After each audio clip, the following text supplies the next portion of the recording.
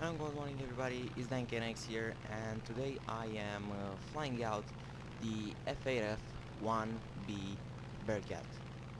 So the F8F is actually a plane that I never get around to fly that often.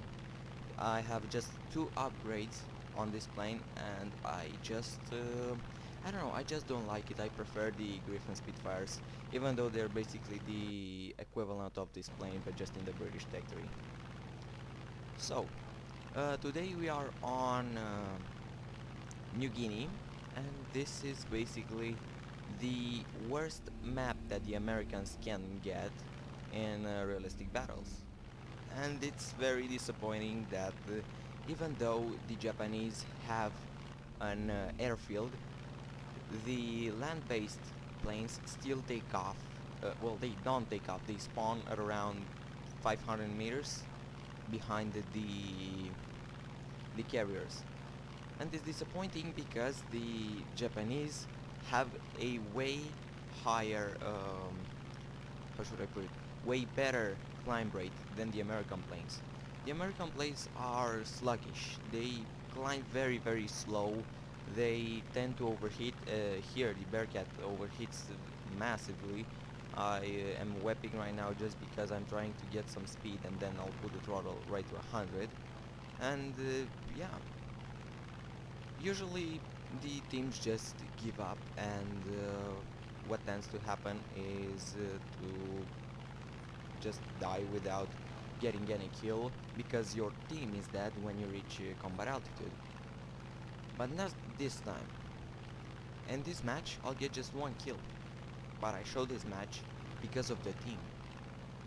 So here I have an N1K diving on me, and I put the plane into a slight split S, and then I try to roll so that I can make sure that the N1K doesn't put guns on me.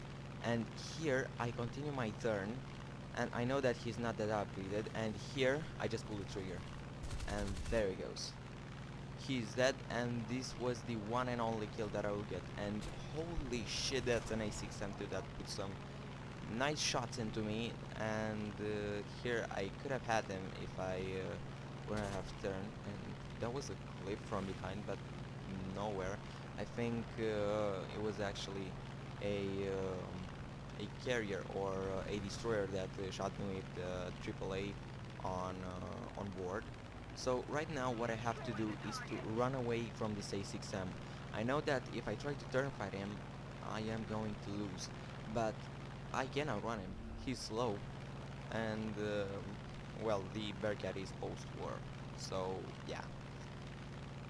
Now, everyone on my team climbed, but what is the best thing isn't that they climbed, is that they did selective picking. As I said in the Yak 9P video, selective picking is something very important. And they actually dragged down the whole enemy team to the deck, and they still have an altitude advantage. So this is what I call a perfect team. So I think I'm going to fly this plane more often, because there may be more teams like this. But anyway, right now I am into the clouds, and this big fat brown smoke is still giving away my location. So now I am going to stall, and I put the throttle to 0 because I don't know where that A6M is. So I think he gone past me, and right now I am invisible for him. Even with this smoke, he can detect me into the clouds, so I am running away in the other direction. So yeah, and there he goes. He is diving away, and he is now returning. There is no way he can actually catch up to me, because yeah, these are very slow. And here I have a P-47 at very high altitude and a Spitfire that has just died. So me and the P-47 have to take care of this K84 and this J7W1. And frankly, I am more afraid of the K84. So here I try to head on. I do a small burst, but actually the gun's not being upgraded. It means that I spill over the place. And that J7W1 almost shot me. So here I bait the Ki-84 and the P47 kills both of them. So very nice played of from that P47. Right now I try to put some shots into the A6M, but no, I just can't maneuver. So now I go again into a climb and go back, try to engage this A6M5 because it's on the P47 that saved my plane twice.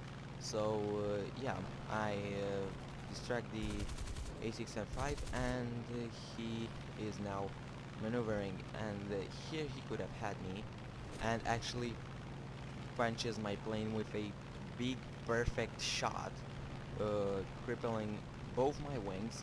Now they're both black, but there is equivalent damage, and finally the brown smoke comes out, and this A6M5, needless to say, crashes to the ground trying to do a very tricky maneuver.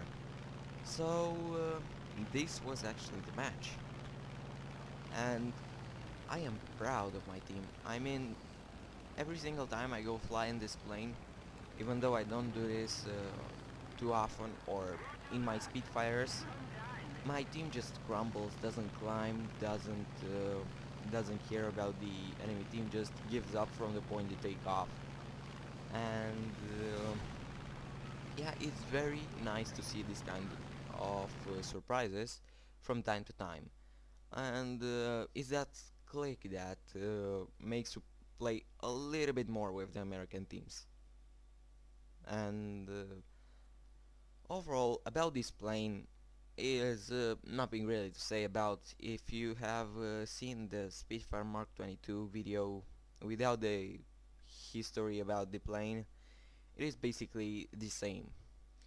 It's just a little smaller and a little fatter. Yeah.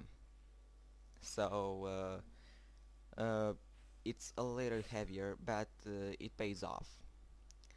So yeah, I hope you enjoyed the video. Please leave a like if you did, a subscribe if you'd like to see more videos like this, and until next time, I wish you guys fair skies. Bye.